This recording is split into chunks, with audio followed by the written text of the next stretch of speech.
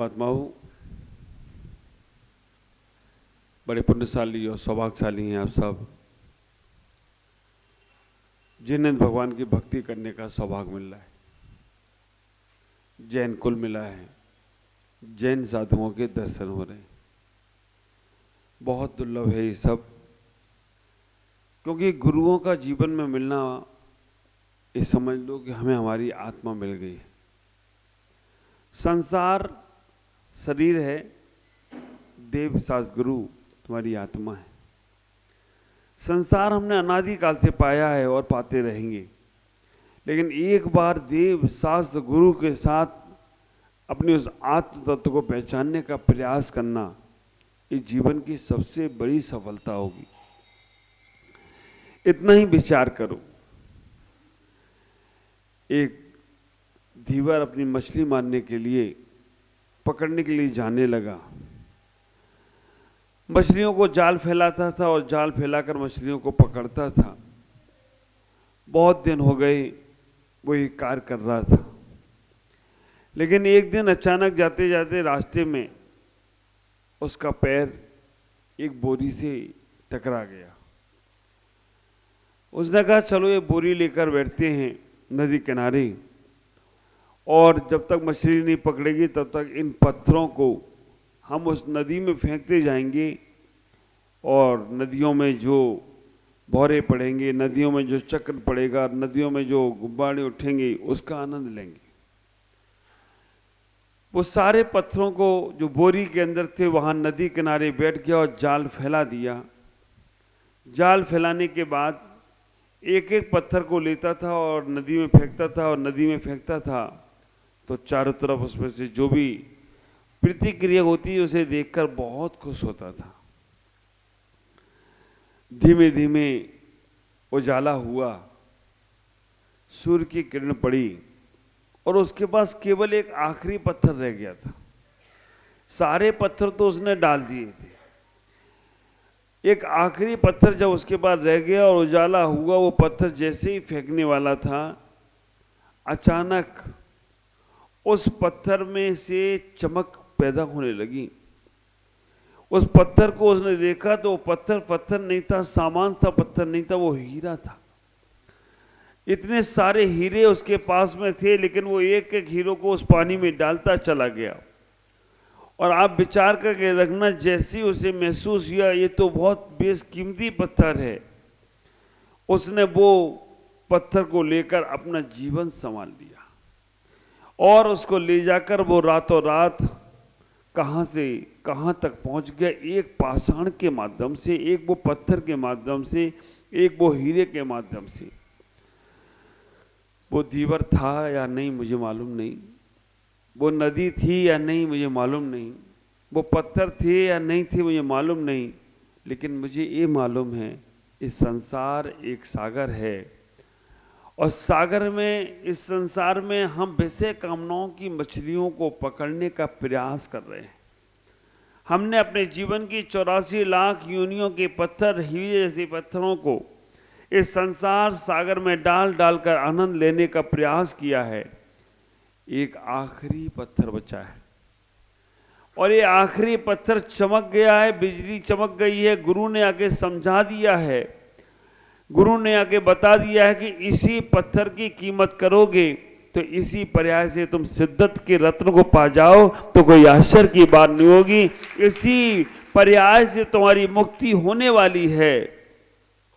इसको समझने का प्रयास करो। ये मानस पर्याय ही आप विचार करना अपने जीवन को बहुत आनंदित करने वाली है। मैं यहाँ जब पहली बार आया था तब हमने शिखर में 20 भगवान विराजमान करे थे, जिनका पंचकल्याणक हो गया था। दूसरी बार जब आया तो उन भगवान को बनाया जिनका पंचकल्याणक करके मंदिर में विराजमान करना था। और अब तीसरी बार आया तो जो भगवान बनने वाली आत्मा है, ऐसी हमारी सुनीता बहन देखो उपास कर रही हैं, ये भगवान बनने वाली आत्माएं जो अपने जीवन को, कल मैं शाम को सोच रहा था, पहली बार आया था तो जो भगवान बन गए हैं उनको विराजमान किया था, दूसरी बार जो भगवान बनाकर विराजमान करने उन्हें वो कार्य किया था, और तीसरी बार में अष्टांगा के 8 उपवास करके इनने अपनी आत्मा को, और इन्होंने आकर मेरे से निवेदन कर दिया, महाराज मुझे घर छोड़ना है, बस बेटे का कहीं एडजस्ट हो जाएगा, बेटे का हो गया काम तो मैं घर बार छोड़कर आपके संग में ही शामिल हो जाऊं तो कोई आश्चर्य की बात नहीं। मुझे लगा नलवाड़ी वाले हमसे सब काम कराते हैं, ये काम धाम के लिए लाते हैं हमको, खाली फीली बैठालते नहीं हैं। पहली बार आए तो भगवान में राजा करूँ, दूसरी बार आए तो महावीर जयंती और पंच कल्याणक करूँ, अब तीसरी बार महाराज दीक्षा देकर हमारे नलवाड़ी का नाम रोशन करो, और यहाँ से भी कोई एक भव्य आत्मा निकल जाए तो उसे साथ ले जाकर अपना कल्याण कराने का प्रयास करो। विचार करो, ये हमारी भगवत सत्ता को समझना है। जौहरी ही पहचान सकता है भव्य आत्मा को। आप विचार करके रखना तुम्हारी क्या कीमत है। एक बच्चा मचल गया कि आप कहते हो कि धर्म करो धर्म करो, धर्म करने से होगा क्या, धर्म करने से क्या मिलता है। पिता ने कहा बेटा कोई बात नहीं, धर्म करने से क्या मिलता है, एक काम करो, एक पत्थर दे रहा हूं, इसको एक सब्जी वाले की दुकान पे लेकर जाओ, उससे पूछो इसकी कीमत कितनी है। सब्जी वाले ने कहा भाई ये पत्थर है 10 रुपए दूंगा बस, और तौलने तालने के काम में आ जाएगा मेरा। आप विचार करके रखना, उस सब्जी वाले ने उस पत्थर की कीमत, क्योंकि अच्छा दिख रहा था, उसने कहा बांट तोलने में काम में आएगा और सुंदर सा है, काम हमारे यहाँ रखा रहेगा, 10 रुपए से ज़्यादा नहीं दे सकता। वो बालक आया, बोला, वो सब्जी वाला बोल रहा है, पिता से बोला कि 10 रुपए देगा, ज़्यादा नहीं दे सकता है। कहा इस पत्थर को लेकर एक अच्छे व्यक्ति के पास लेकर जाओ, सेठ के पास ले जाओ। वो नगर के सेठ के पास लेके गया, नगर के सेठ ने देखा पत्थर बहुत चमकीला है, बहुत अच्छा है। नगर के सेठ ने कहा कि मैं इसके 100 रुपए दे सकता हूँ, कम हो तो 1000 भी दे सकता हूँ। उसने कहा वो 10 रुपए दे रहा था, ये तो 1000 दे रहा है। उसने कहा पिता ने कहा था बेचना नहीं, देना नहीं, कहा पूछ के आओ कितने का लोगे। 1000 रुपए, 10 रुपए की एकदम 1000 हो गए। उसने कहा कि अब वो तो 1000 दे रहा था, पिता बेच दो, 1000 रुपए में 10 रुपए की चीज 1000, बेचना नहीं, देख कर आओ, पूछ कर आओ। उसने कहा अब, उसने कहा ये जौहरी के पास जाओ। एक जौहरी के पास भेजा जो शराब का काम करता था, सुनार का काम करता था, पूछ के आओ इसकी कीमत क्या है। वो जब जौहरी के पास गया, जौहरी से जाके पूछा इस पत्थर की कीमत क्या है। जौहरी ने कई बार पलट कर देखा, ऊपर देखा, नीचे देखा। उसने कहा ये आया कहाँ से। उन्होंने कहा वो छोड़ो, तुम आया कहाँ से, इसकी कीमत ही बता दो, क्या कीमत है। उसने कहा तुम जो बोलोगे वो दे दूंगा। अरे तुम बताओ क्या कीमत देना है। उसने कहा 1 लाख रुपया दूंगा, ये पत्थर मुझे दे दो। आप विचार करके रखना, जौहरी ने कहा 1 लाख रुपया दूंगा, ये पत्थर मुझे दे दो। वो बालक 1 लाख रुपए की बिंदियां गिनने लगा।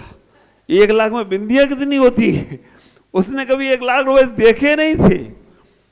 आखिरकार उसके मन में आया कि पत्थर दे दूं, 1 लाख रुपये, 10 रुपए वाला 1 लाख में बिक रहा है, इतना प्रॉफिट तो कभी नहीं होने वाला है। लेकिन पिता ने कहा था कि देना नहीं, बेचना नहीं, बस पूछ के आओ कीमत। आखिरकार पिता से कहा पिताजी रातों रात हमारी किस्मत बदल रही है, इस सामान सा पत्थर है, इस पत्थर की कीमत 1 लाख रुपया वो जौहरी देने को तैयार है। पिता ने कहा बेटा अब ये पत्थर सम्राट के पास ले जाओ, सम्राट से पूछ के आओ इस पत्थर की कीमत क्या है।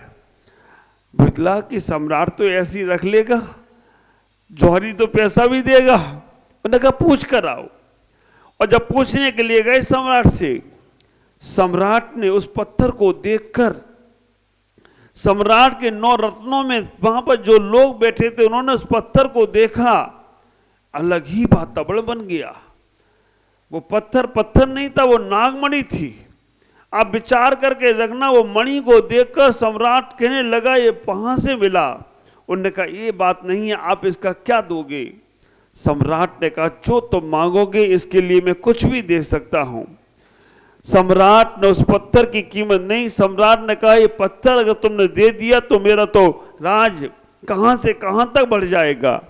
बेशकीमती पत्थर, लाखों करोड़ों रुपए तुम्हें इस पत्थर का दे सकता हूं, मैं आधा राज दे सकता हूं, पत्थर बहुत कीमती है। उस बालक ने आकर जब पिता से कहा कि सम्राट तो लाखों करोड़ों रुपया इस पत्थर का देना चाहता है, पिता ऐसा क्या इस पत्थर में है?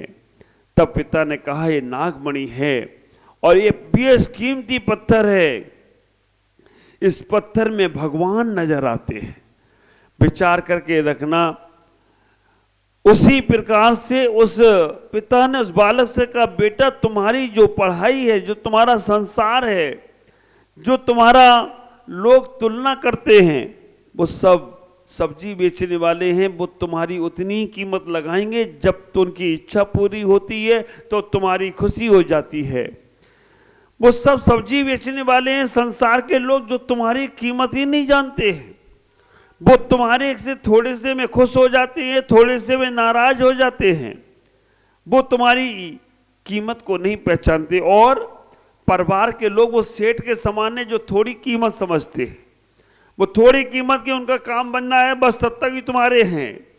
वो सम्राट तुम्हारा धर्मात्मा मित्र है ना, जो धर्म से तुम्हें जोड़ रहा है। वो जौहरी जो है वो तुम्हारा धर्म से जोड़ रहा है, वो जौहरी है, वो तुम्हारी अच्छी कीमत जानता है। ये धर्मात्मा व्यक्ति है, भगवान की पूजा करता है। संसार के लोग सब्जी बेचने वालों के जैसे हैं, परिवार के लोग सेठ के तरह के हैं, और धर्मात्मा मित्र तुम्हारा उस जौहरी के समान है, जो तुम्हारी धार्मिक भावनाओं को समझता है। और गुरु तुम्हारी सम्राट के समान है, वो समझते हैं तुम परमात्मा हो और परमात्मा बन सकते हो, तुम्हारे अंदर परमात्मा बनने की शक्ति है। विचार करके रखना, कब तक संसार के इन्हीं राग द्वेषों में पड़े रहोगे? पदम जी विचार करो, ये संसार ऐसा ही है और लगा ही रहेगा। हम जब तक अपने आप को नहीं समझ पाएंगे, तब तक संसार के लोगों को ही समझते रहेंगे। और एक को समझो तो दूसरा खिसक जाता है, दूसरे को समझो तो तीसरा खिसक जाता है। संसार के लोगों की स्थिति मेढक की तरह है। तराजू में मेढक को तोल ले जाओ, एक मेढक रखो दूसरा चुक जाता है, एक को समझाओ दूसरा बिजक जाता है, घर में एक को पुचकारो तीसरा निकल जाता है। ऐसे तो संसार की स्थितियां हैं, फिर भी हम अपने आप को समझ नहीं पा रहे हैं।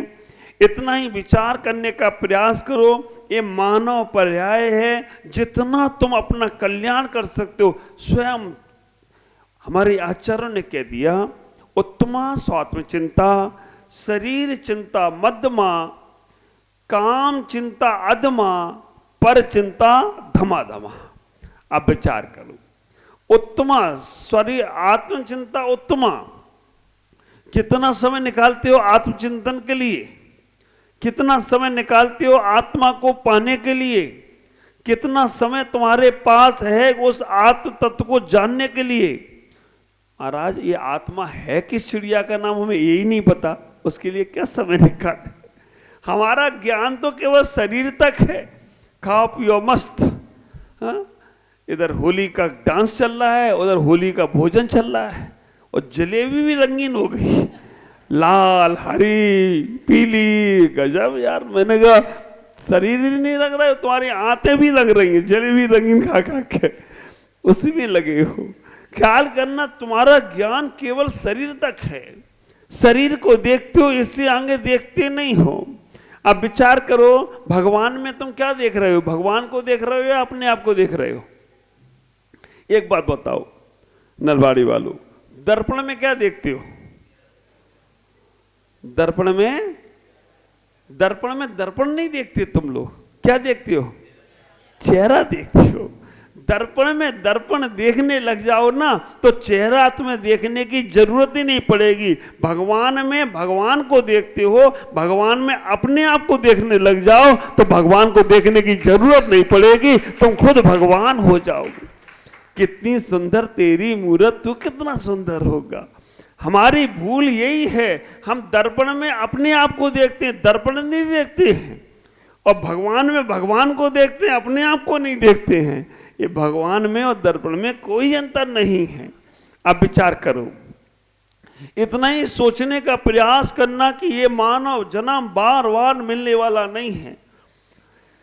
जितना कर लिया कर लिया, अब नहीं हो रहा है तो छोड़, डिवाइड करो। मैं हमेशा बोलता हूं अपने जीवन को मैथमेटिक्स से जोड़ दो, गणित से जोड़ दो। कैसे जोड़ोगे? प्लस, माइनस, इंटू और डिवाइड, चार ही चीजें मुख्यतः हैं गणित में। जोड़ना, गुणा करना, घटाना और भाग दे देना। तो अपने जीवन के उन आयामों को, उन बसंतों को देखो।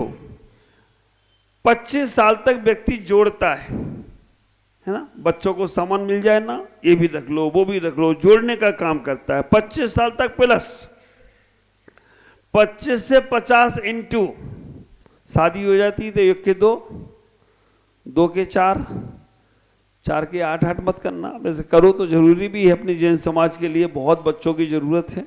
अब हम तो ऐसी संस्कृति में चले गए, हम दो हमारे दो, माता पिता को फेंक दो, क्योंकि हम दो हमारे दो, माता पिता कहाँ जाएंगे। आप विचार करके रखना, 25 साल तक प्लस करो, आपको पूरा जीवन जीने का सूत्र दे रहा हूं। जो जोड़ना है 25 साल तक जोड़ते रहो, जोड़ते रहो, जोड़ते रहो। 50 तक इंटू करो, डबल करो, जितना बढ़ा सकते हो बढ़ाओ। 50 के बाद माइनस करो, क्या क्या कम कर सकते हो कम करो। क्योंकि अब डॉक्टर भी बोलेंगे अब ज्यादा चलेगा नहीं, आंत काम नहीं करेंगी, दांत काम करें, दांत भी चले जाते। लेकिन हम इतने बेईमान हैं, हाँ आगे ना समझ में, इतने बेईमान है, दांत निकल जाए नई बत्ती सी लगाओ, है ना।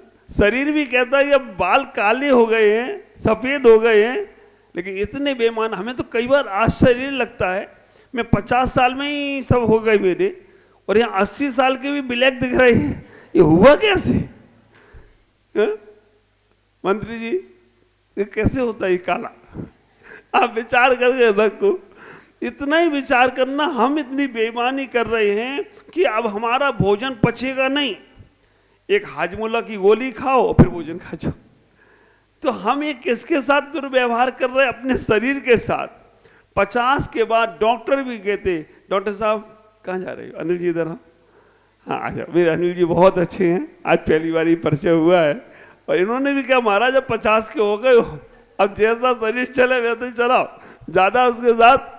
तो आप विचार करना, डॉक्टर भी कहते हैं 50 के बाद अब हमें ज़्यादा घी, तेल, ज़्यादा चना, ज़्यादा ड्राई फूड और ज़्यादा गरिष्ठ भोजन नहीं करना, माइनस करो। 50 के बाद तुम्हारे बच्चे भी तुम्हारी नहीं सुनेंगे। बच्चे भी कहते हाँ अब हो गया, तुमने अपना जीवन जी लिया, अब हमें अपना जीवन जीने दो। उनसे भी चर्चा कम करो। अगर अपना बुढ़ापा अच्छे निकालना है, देखो बचपन में काय चंचल होती है, युवा में मन चंचल होता है, और बुजुर्ग अवस्था में जुआन चंचल होती है। काय को संभालने की माँ की जरूरत है, मन को संभालने के लिए महात्मा की जरूरत है, और जवान को संभालने के लिए परमात्मा की जरूरत है कि बुढ़ापे में अपनी जवान को भगवान के नाम में लगाओ। अगर तुम बच्चों को टोकते टांगते रहोगे, वो ताकतवर होंगे तो ठोंक ठांक देंगे, और थोड़ी मर्यादा वाले होंगे तो सुना सुनू देंगे। विनयवान होते हैं, वो पिता की बात मानते हैं, कहते कुछ नहीं है। बच्ची है कि उन्हें मालूम है कि इनका बोलने की आदत है, ये बोलेंगे, इनके लिए बुरा क्या मानना। हमें अच्छे से उनको भी समझा के काम कर लेते। 50 से 75 तक माइनस करो, और 75 के हो गए ना, उसके बाद डिवाइड, भाग दो। क्या तुमने किया, क्या कमाया, क्या बर्बाद में इज्जत पाई, क्या समाज में इज्जत पाई, क्या तुमने अपने जीवन को जीने का प्रयास किया। अगर ऐसा तुमने अपना जीवन बना लिया तो मैं कहूँगा तुम चलते फिरते एक तीर्थ जैसे हो जाओ, चलते फिरते एक संत जैसे हो जाओ, तो कोई आश्चर्य की बात नहीं। और ये चारों में चारों अनुयोग हैं। प्लस प्रथमान योग। प्रथमान योग कहता है कि राजा महाराजा इनको जोड़ा गया, जोड़ा गया, जोड़ा गया, प्रथमान योग। कर्णान योग वो कहता है जो भाव करोगे वो गुणा हो जाएगा, ये कर्णान योग है। प्लस इंटू का जीवन कर्णान योग है। चरणान योग कहता है माइनस करो, माइनस 70 50 से ऊपर माइनस करो। और फिर द्रव्यान योग कहता है भाग दे दो, तुम्हारे पास बचा क्या है, चारों अनुयोग तुम्हारे गणित में आ गए हो तो कोई आश्चर्य की बात नहीं है। मेरे परमानंद सागर जी सुनाते हैं 10 में दावड़ा, 20 में बावड़ा, 30 में तीखा, 40 में चोखा, 50 में पाका, 60 में सट्याया, 70 में बिस्तर, 80 में लस्सी, 90 में, अब विचार करके देखना, 90 में डब्बा और 100 में स्वाहा हो जाए तो कोई आश्चर्य की बात नहीं है। इतना ही विचार करो, 10 में दावड़ा रहे हो, 20 में बावड़े हो गए हो, 30 में तीखा अनुभव आने लगा है। शादी के बाद अनुभव आता है तीखा तीखा, थोड़े दिन तो अच्छा लगता है। 40 में चोखा, अब उनको फर्क नहीं पड़ता है। 50 में पाका, 60 में सट्याएगा, हर बच्चे बोलते हैं 60 के हो गए सट्या गए हो गए। 70 में बिस्तर पकड़ लो, चलते फिरते रहोगे अगर गुरुओं के साथ रहोगे तो। और 80 में लस्सी पियोगे तो ही पेट चलेगा, काम करेगा। ज़्यादा चटर पटर खाओगे तो फिर हाजमोला भी साथ में रखो। और 90 में तो डब्बा हो ही जाने वाला है, क्योंकि हाथ तो पैर कुछ नहीं चल रहे, उठा के लेके जाने वाला चाहिए। और 100 में स्वा तो हो ही जाओगे। इसलिए अपने जीवन को समझें। आज इतना ही कहूँगा।